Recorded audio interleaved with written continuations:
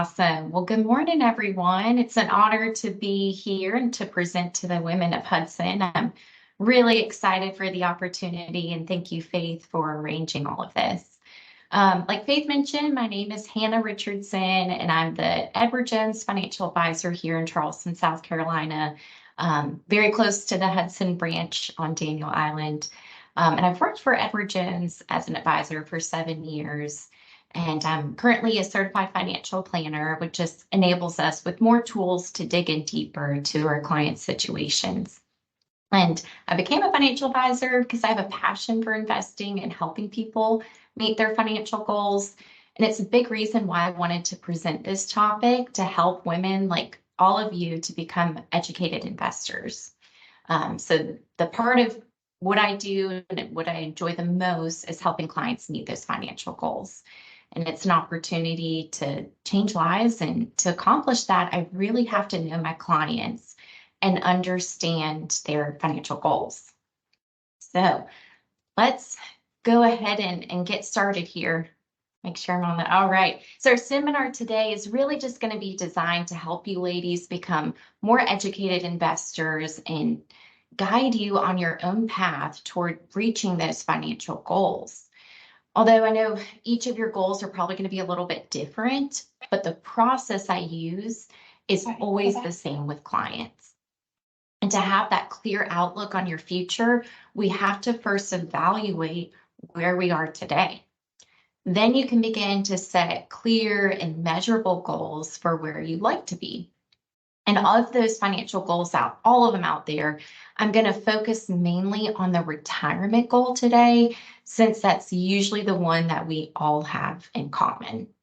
But I'm sure a lot of us women, we're juggling multiple goals all at once, and we're trying to figure out, which bucket should I focus on? And that's where I really advise my clients to let's stop, and we're going to take it one goal at a time. And we'll talk a little bit more about this later on.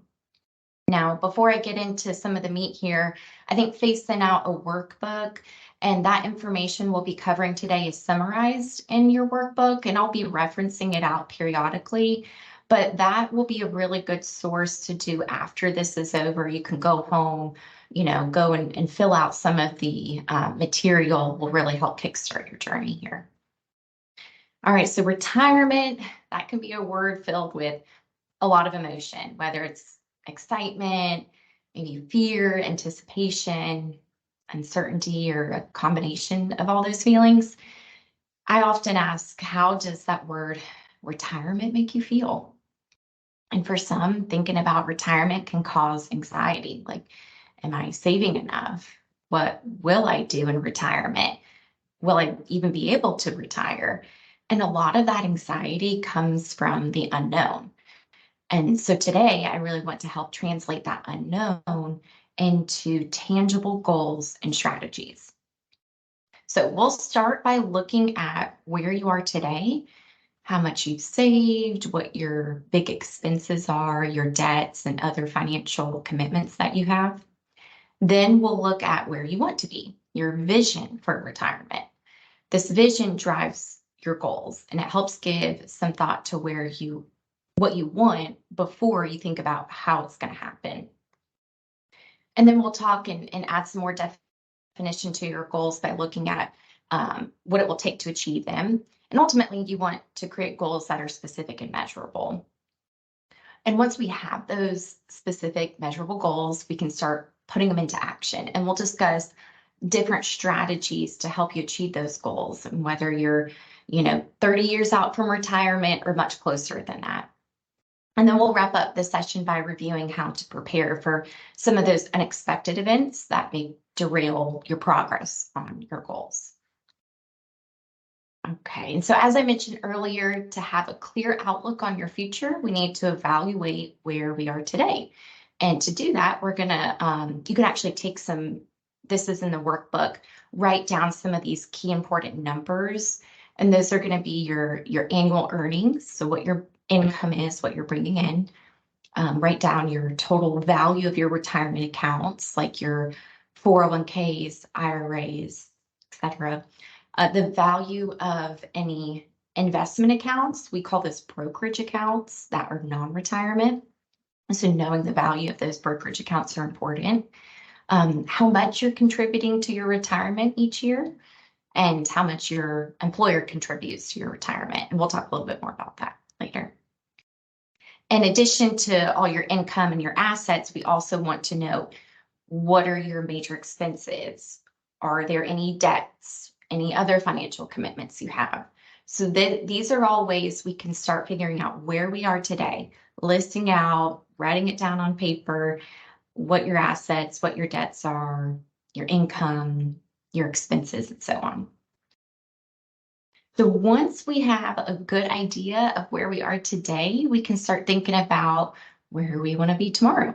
What do we want to do in retirement? Where are we going to be? Are we going to be, at a beach house? Is our ideal retirement staying just where you're located now? So really working on envisioning that. And I know that sounds all dreamy and out of touch, but your vision for retirement is very, very important because it influences the amount that we need to retire, and it will impact the strategies that we're going to use. So remember, we're not just saving to achieve this large sum of money. We're investing to provide income in retirement that will cover the expenses to do the things you want to do. So those decisions about what you want to do, maybe it also includes working part-time for a couple years in retirement. Maybe there's a hobby you want to pursue, or there's certain something on your travel bucket that you want to start checking off in retirement. All of those directly impact how much income we'll need in retirement. And a lot of people ask, well, what's that magic number? How much do I need in retirement? And I always back out of that and say, well, again, what's the vision? What is it going to look like? I have clients that just want to sit in their rocking chairs on the front porch, drinking coffee and getting away from people. And that's their ideal retirement. And I'm like, great, that's not going to be too expensive to fund. And then I have some that do, 3 international trips a year and want to bring their kids and grandkids. Well, now that's going to look a lot different. And there's, that number is going to increase when we start envisioning the retirement we want to have. So everyone's different. Everything's very personalized to what you're wanting. And the further you are from retirement, the more difficult it is to create that clear picture of what it will look like for you. And that's okay. I mean, it's hard to envision if you're 30 years out. But we do need to create some kind of starting point for that strategy. And then we can continue to refine that as we get closer to your retirement when you have a better picture in mind. Okay, so once we have that vision for retirement, you can now start turning it into some of these specific and measurable goals. And your goals should provide you with enough retirement income to do what you want to do. And a good starting point is to look at your current monthly expenses. So your current spending is going to be the start of where we begin. A lot of things influence that number. You'll always need somewhere to live, something to eat, but maybe there comes a point where you pay off your house, or maybe you move to somewhere with a lower cost of living. Those changes can reduce your expenses. But on the other hand, healthcare expenses could increase as you age. Out-of-pocket healthcare expenses now, even with Medicare, could be more than $10,000 a year for a retired couple. So we want to be looking at what are things that might be decreasing our expenses as time goes on, and what are areas where, like healthcare, that will increase as we get closer. So we want to make sure we're including all those in our budget. Social Security and pensions may provide a portion of your income. I know pensions are kind of going away now, so it's probably just going to be Social Security that's really providing that, what we call fixed income or stable source for your retirement. And then any expenses above and beyond that income, like Social Security, these are going to come from outside sources that are going to be from your own doing, your own personal savings. This is usually going to be your 401ks, IRAs, brokerage accounts. And like I said, given the decline in pensions, it really is all becoming our responsibility to start, increasing our retirement savings. It's going to play such a significant role in our retirement income. So it's really changed from the company taking care of you with a pension to, okay, now we've got to take care of ourselves here and start funding our own retirement. A quick rule of thumb here I always like to point out is the rule of 25. This is based on our estimates of how much you can reasonably withdraw from your portfolio in retirement. It's about a 4% withdrawal rate is our rule of thumb there. So what you'll do is you take how much you think you'll need for your investments the first year of your retirement, and then multiply that number by 25. So for example, let's say you need about $80,000 in pre-tax income for that first, your first year in retirement. Well, let's say Social Security takes care of half of that. So they'll cover 40,000 and we'll now need 40,000. Using that rule of 25, we take that 40,000, multiply it by 25, we'll need about $1 million in savings and investments before tax for your desired retirement income. And there's a little bit more information on this rule of 25, and I think on page 4 and 5 in that workbook. So that's our high level, quick overview if you want to just run that number, but we'll get a little bit more specific here. So your number may seem a little daunting, like $1 million, that seems like a lot, but I'm going to show you how we can use what I call the power of 3, time, money, and return to help put your goals within reach. So we can use the power of time by adjusting how long we save. You can use the power of money by controlling how much you save. And then with the power of return, you can manage your investment mix to control your return potential or how much you're earning. So we'll look at each one of these variables. We have a couple people here. So Lauren is our first one. She's an early saver in her career. And then Tom, who's a little bit closer to retirement. So Lauren, she's 30 years old. Her savings are relatively modest early in her career, but she has one big asset, and that's time. So if Lauren earns an average of 6% over time, her investments could more than double about every 12 years. So I'll say that again. So if she's earning about 6% on her investments, that could double about every 12 years.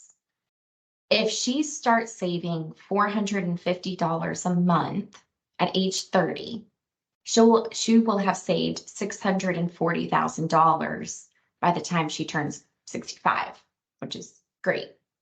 Now, if she waits just 5 years to start saving, that amount at 65 will drop to $450,000. And they can kind of see, we keep going on. If she waits 10 years, the amount she would have saved would be, about cut in half of that 640. So all that to say, if you're tempted, you're saving for near-term goals, then you're wanting to delay saving for retirement, think a little bit about the benefits of starting early. And even if you're working on these other goals, I'll talk a little more about that. Maybe it's just getting up to that employer match and then tackling that short-term goal. So you've got a little bit going in there because a little bit can add up down the road. All right, so let's take a look at Tom. He's 50, and I always laugh at this picture because Tom he looks like 33 in this picture, not 50, but I didn't get to choose the pictures. So, but Tom, let's say he's 50, can use the power of time by taking advantage of the benefits of waiting, not waiting to invest, but waiting to retire. So delaying his retirement even a few years can have a significant impact on his availability or what he has to spend in retirement. So in this example, we'll look at how much pre-tax income Tom will have at various retirement ages. His income with will come from Social Security and his investment portfolio. So again, Social Security, that's what's in yellow, and then his investment portfolio in blue. In all these cases, he's going to withdraw about 4% of his total portfolio each year. So how much you withdraw from your portfolio is the single most important factor in determining on how long that will last. If you're withdrawing 10% from all your retirement savings, that's not going to last very long. So we typically see that sweet spot's around 4%. So if Tom retires at age 62, he wants to retire a little bit early, he'll have in that first year pre-tax income about $42,500, and then he'll get $16,500 from Social Security. And then that $26,000 will come from his portfolio. Remember, I was saying withdrawing about 4% of that $650. So that's how we're getting those numbers there. Now, if Tom waits until age 67 to retire, you can see that he has more time to save and more time for those investments to grow. So they're going to grow to final value of $990,000 because he's waited and continued to earn income. And then withdrawing about 4% gives him $39,600 in income from his investments. In addition to a larger asset balance, he also has his Social Security benefits increased to $23,600. And that's because full retirement for Social Security now is at age 67. Used to be like 66 and so many months, but it's now up to 67. So that's that. We would like to see everyone try to wait to take their Social Security benefits until then, because they're getting a little more than if they were to take it at 62. Tom can also wait. He could get more in his full benefit amount by delaying Social Security past that full retirement age at 67. He can take it up to age 70. And this is the cap that you can get the highest amount of Social Security. So 70, you have to take it by then, but that at age 70, you can get the most. I always recommend to clients, it's really helpful to go to ssa.gov, that's Social Security Administration.gov, to see your benefits. They will have you create a login and you got to remember passwords and everything, but if you get in there, they're keeping track of your income each year and you can see your projected amount. They also used to mail statements. They stopped doing that for postage costs, I believe. But the way to do it now is to check in at ssa.gov to see where your benefits are. All right, just a little side note there. Now let's look at that second variable in our power of three, which is money. Of course, the more money you save, the more money you'll have in retirement. So we want to be smart about our spending. Easier said than done. To save as much as possible, it's important to stay smart with spending. Are there areas where we can cut back? Even small cuts in spending that allow you to save more, like maybe it's bringing your lunch or going maybe that extra latte, but those can all make a big difference when you have time on your side. We also want to use tax advantage accounts to make the most of the amount you're saving. It's important to take advantage of retirement savings accounts that offer tax benefits. 3 of the most common retirement saving accounts are traditional IRAs, Roth IRAs, and 401ks. One or a combination of these may make sense for you, and we'll talk about those here in a few minutes. Don't miss out on the employer match. So I know Hudson is very generous and offer a match. So be sure to contribute enough to earn that employer match, which right now is 2%. Otherwise, you'd be leaving some free money on the table. And I don't know if Faith has any update on that match, maybe? No, it is 2%. So y'all, it's 50% up to 4%, which means if you contribute 4%, the company will match at 2%, and that's the max out of the match. So if you don't contribute at least 4% of your pay, then you are leaving money on the table. Awesome. Thanks for that clarification. Yeah, it's important to try to take advantage of that because it's a nice plan that they are able to match on your contributions. And lastly, reducing debt. Too much debt can really any debt can hamper your savings. It's difficult to make progress when you're paying 16% interest on credit card debt. In the case of Lauren here, she was struggling with credit card debt in her 20s, and her financial advisor suggested that she contribute enough to earn her employer match and then focus on paying off her credit cards. So, like I mentioned earlier, when we're taking it one goal at a time, some people may just forego that match for a short period so they can pour in all their energy into paying off that credit card debt because they start building momentum and they see it dwindling down, and they are usually able to tackle it faster and quicker when they can focus on one goal versus trying to put money in 6 different buckets. So a lot of times we'll say, hey, let's just focus on this first one. Let's get it off the table. And then now we can, what we kind of, say, snowball that into your next goal. So with Tom, he's a diligent saver, but not quite where he wants to be for his desired retirement. But he still has some time to do something about it. We always say aggressive saving, not investing. Tom should save as much as possible, but he shouldn't take on more investment risk to make up for lost time. So something I do with my clients, it's part of our procedure. We do a risk tolerance questionnaire where we find out how comfortable you are with taking on risk in the market. And we record that and talk about it. And, we don't want to veer far from that just because you feel like you're dwindled a little bit on time. So we want to stick with our risk tolerance strategy that we come up with. Smart spending. To save more, Tom will have to think carefully about his spending. And we usually separate our expenses into necessary and discretionary expenses. So necessary are going to be, of course, those things like your mortgage, utilities, food, taxes. And then discretionary is going to be your fun money like travel and entertainment. So Tom can review those discretionary spending sections and see where he can cut back. Last thing here is just the catch-up contributions. Once you're age 50, exciting milestone, get something fun, you can add more to your retirement accounts. So with your 401k and IRAs, we call it a catch-up contribution, where you can add a little bit more once you reach age 50 to add into those retirement buckets. All right, and our last one here, return. While we can't control your investment return, you can control your return potential.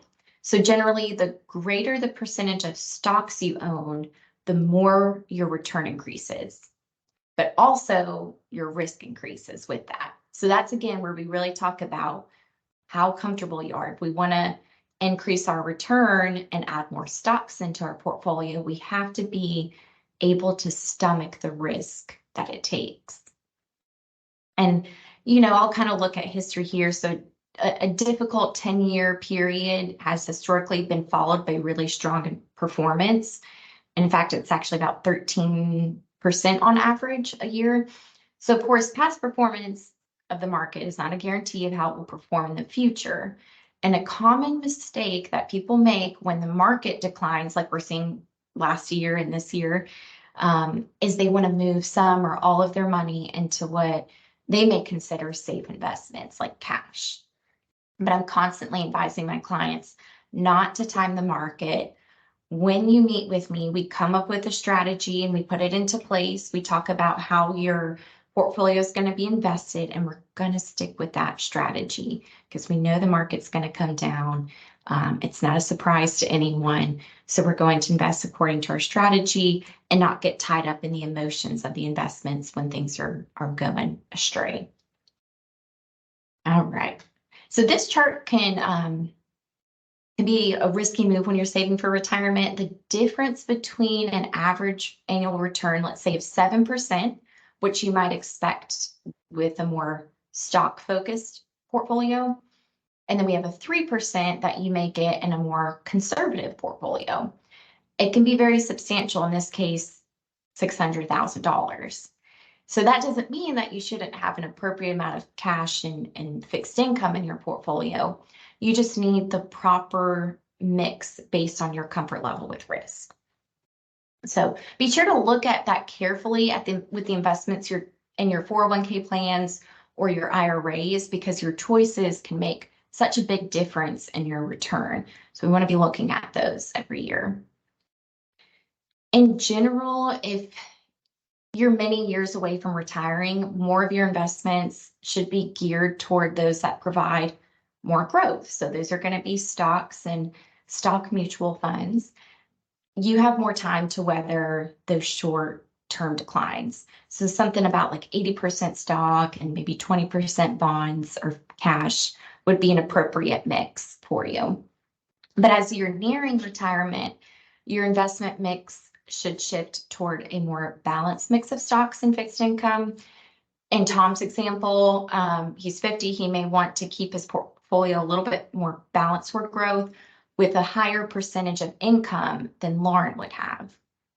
So these are just examples, and we can assess your risk tolerance and determine the appropriate amount of investment risk for you in your investments. And I think there's a little more information on this too, page 10 and 11 in that workbook. All right, so let's kind of take a look at what would happen if we use that power of the three and combine the time, money, and return. We'll use Lauren's situation on this example. If she saves, like we were saying, if she saves $450 a month and earns an average of 6% a year, she'll have saved $450,000 at the end of 30 years. That's great. But that's less than halfway to her goal of $1 million. So what can we do here? So if Lauren uses the power of time and starts saving 5 years earlier, she can boost those savings up to $640,000. And if she uses the power of money and maybe saves an extra $100 a month, she'll be $100,000 richer by using that strategy.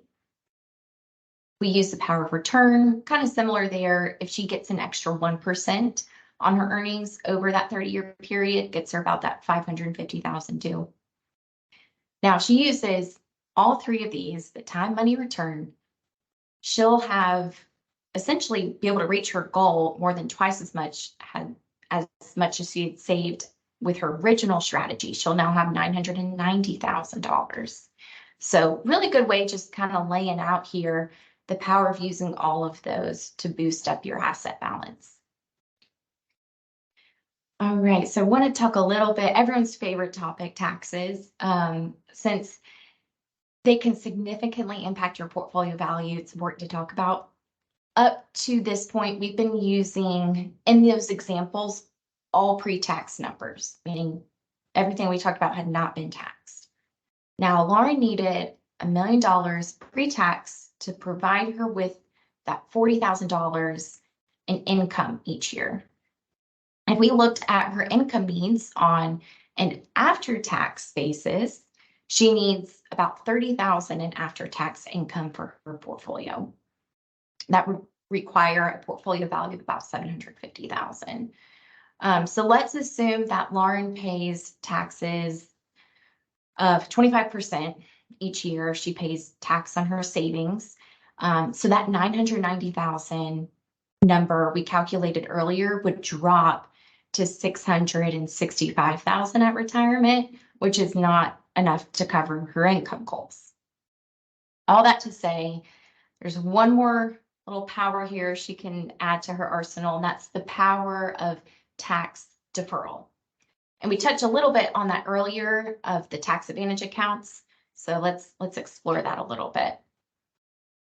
If Lauren invests the same amount of money for the same amount of time at the same rate of return, but contributes to a tax deferred retirement plan, her ending balance is significantly higher, even after adjusting for taxes. So by delaying paying tax until 65, her ending balance is about $85,000 higher versus if she were just paying tax along the way.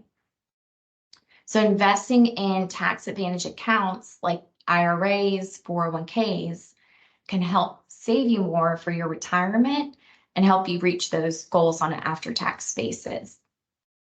So how do we determine which account is right for you? So when we contribute to a traditional IRA, you may be able to deduct, or you will be able to deduct the amount of the contribution from your income taxes.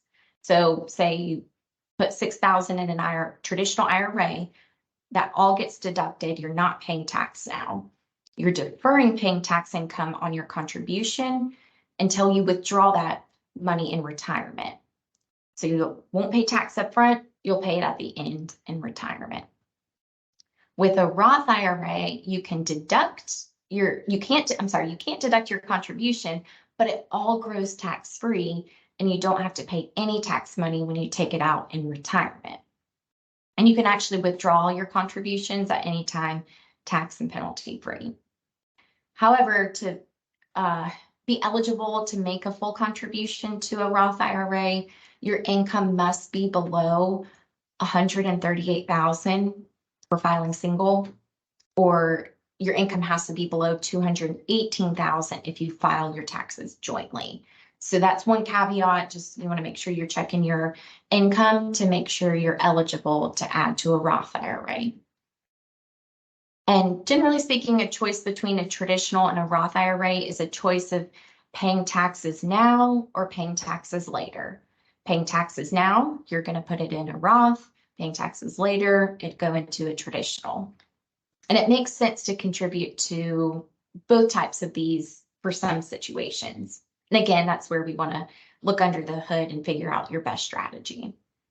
And I know Hudson also has the option to add to a traditional 401k and a Roth 401k.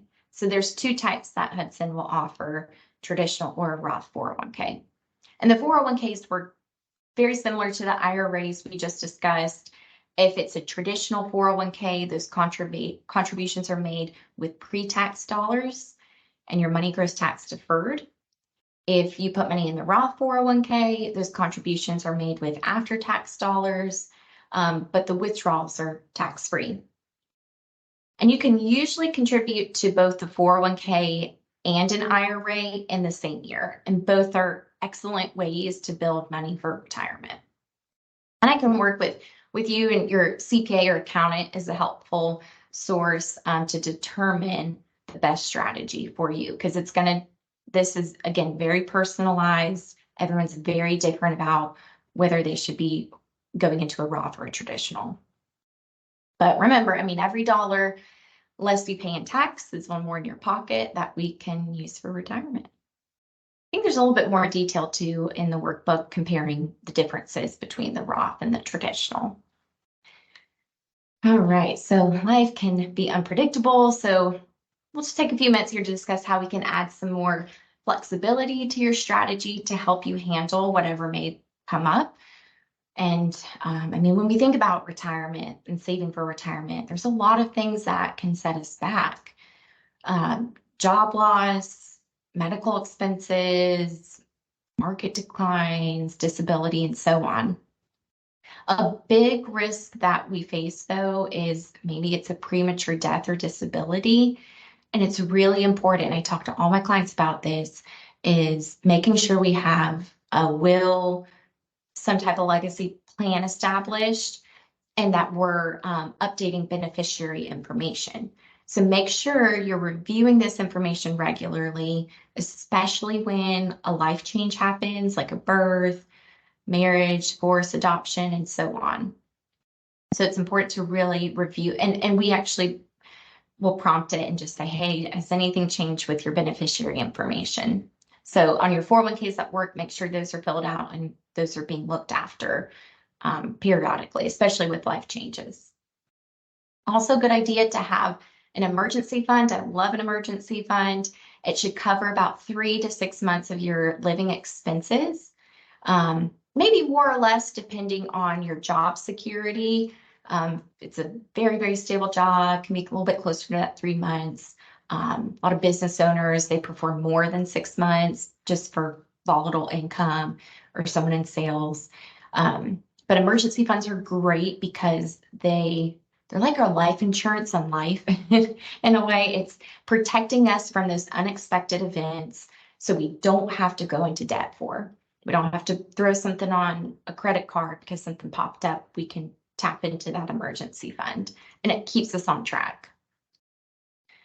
Little statistic here too, women, we typically live longer than men, so our retirement income may need to last longer.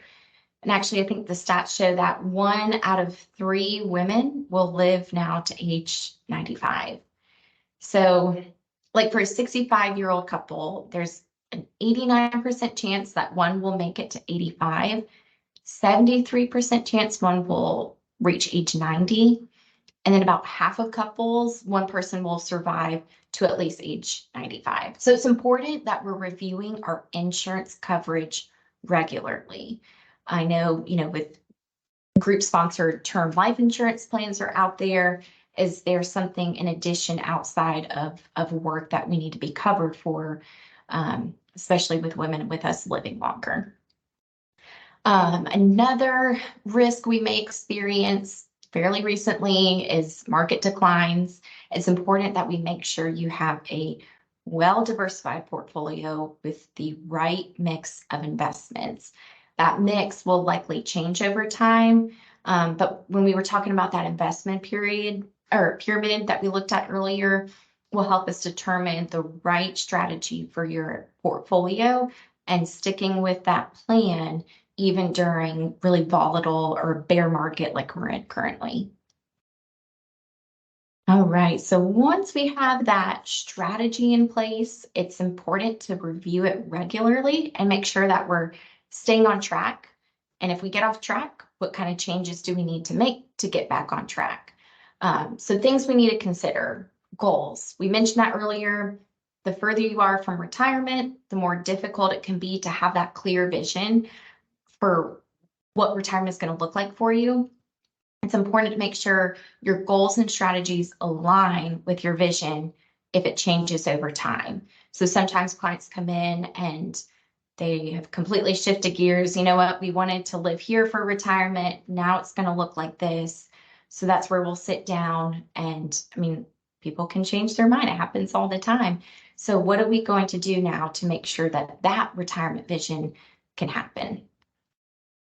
Life changes, like I was saying, this happens all the time. Anything from a marriage, a divorce, new baby, a new home, new job, an inheritance. All these things are reasons we want to sit down and we connect at least once a year to make sure that we're staying on track and our strategy hasn't changed, or we don't need to tweak it. Investments, although we believe investing for the long term, that doesn't mean we just buy it and forget it. We need to rebalance those investments over time. Like we see big swings happen in the market, that will change how your account is balanced. So every year, or usually about quarterly, we're checking in on our clients' portfolios to make sure that it's all still within, like, for example, that 80-20, 80% stock and 20% bonds. During a really knockout great year, your stocks may be up more like 85 to 90% of your portfolio. Vice versa, when we're in a bear market, oftentimes that exposure will lower. So all that to say, we need to make sure we're staying in that right balance, because if we buy and forget, then oftentimes it's not staying in the appropriate risk that you originally had in your original strategy. Insurance too, again, make sure we want to have that appropriate amount and the appropriate type of insurance. That's critical to help you reach your goals. And that's one thing I like to review over. Do we have enough coverage? Is there too much coverage? Is it the right insurance? Do we need just term to take care of the mortgage and, a loss of income? Do we, need something a little bit extra? So we should revisit that along with the beneficiary designations, along with your legal documents regularly, to make sure it's aligning to the way you want. All right, so all that, I hope our discussion has given you a little bit clearer idea of what you can do today to prepare for retirement tomorrow. Once you've looked at where you are today and given some serious thought about where you want to be in the future, you can begin to set those specific and measurable goals. Well-defined goals and a strategy for achieving them can help remove some of that anxiety and the unknown. And if anyone wants more assistance with this, absolutely happy to sit down and we can walk through that process and help you develop a retirement strategy that would make the most sense for you.